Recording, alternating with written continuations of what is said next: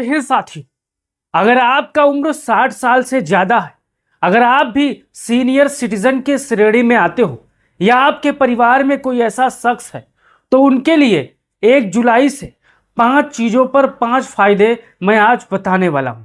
अब हमारे पीछे आप तस्वीर देख सकते हो और पढ़ सकते हो। 60 साल के ऊपर उम्र वालों को 5 नए फायदे 1 जुलाई 2026 से लागू। वो 5 फायदे 5 चीजों पर कौन कौन है, मैं आपको आराम से स्टेप बाय स्टेप समझाने वाला हूं। अगर आप भी अब तक इनसे जुड़े नहीं हो, इन योजनाओं से जुड़े नहीं हो, तो भी आप मजबूती के साथ जुड़ जाइए और लाभ पाइए। देखिए, अस्पताल को लेकर क्या है, सीनियर सिटीजन को लेकर नियम कानून, और बैंक को लेकर क्या है, सीनियर सिटीजन के फायदे, और यहाँ पर रेलवे यात्रा के लिए जो हमारे वरिष्ठ नागरिक हैं उनके लिए क्या है, और पेंशन वाला क्या है ये नियम हिसाब किताब, और राशन वाला क्या नियम हिसाबो किताब है 60 साल की उम्र वालों से ज़्यादा के लिए। अब यहाँ पर देखिए, 60, 70 और 75 वर्ष की उम्र के लोगों के लिए खुशखबरी। ये खुशखबरी क्या है, मैं आज आपको समझाने वाला हूँ। अगर आप इस वीडियो को फेसबुक पर देख रहे हो तो वीडियो के अंत में अपना राय दो और बताओ कि आपने तैयारी की थी या आपने इस लाभ लेने की कोशिश नहीं की है। अब यहाँ पर देखिए, शुरुआत करते हैं जुलाई 2026 से 60 साल से ऊपर वालों के लिए 5 बड़े अपडेट। अगर आपकी उम्र 60 प्लस है तो ये खबर आपके लिए बहुत काम की है।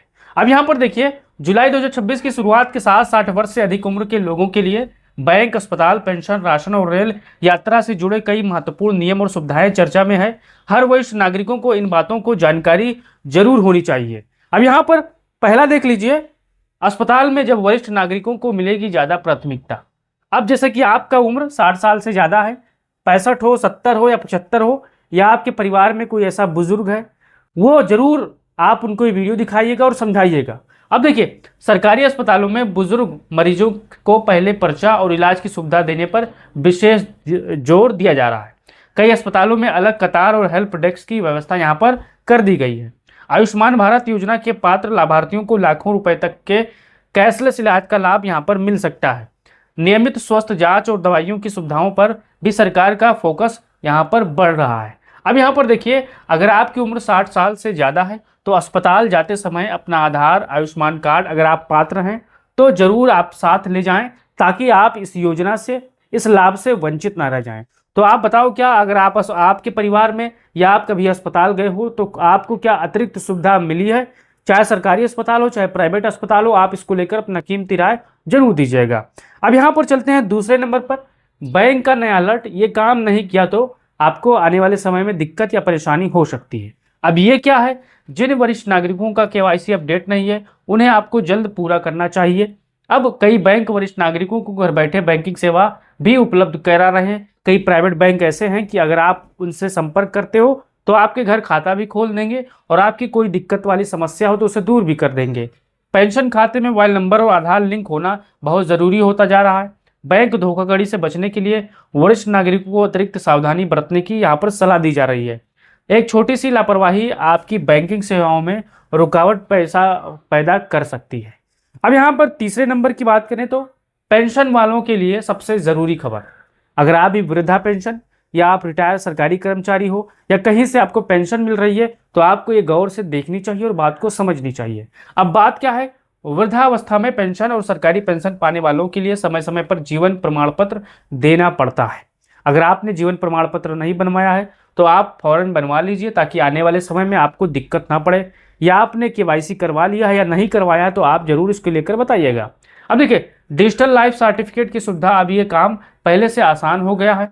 जिनका बैंक खाता, आधार या रिकॉर्ड सही नहीं होगा उनके भुगतान में यहाँ पर पेंशन में देरी हो सकती है। राज्य सरकारों की पेंशन योजनाओं के नियम के अलग अलग यहाँ पर हो सकते हैं। अगर आप पेंशन लेते हैं तो आपको दस्तावेज समय समय पर आपको अपडेट रखने हैं, केवाईसी भी करवानी है, आय प्रमाण पत्र, और यहाँ पर आप देखो जीवन प्रमाण पत्र भी लगाने होंगे। अगर आप ऐसा नहीं करोगे तो आने वाले समय में आपका पेंशन रुक सकता है और आप परेशानी के सबब यहाँ पर उठा सकते हो।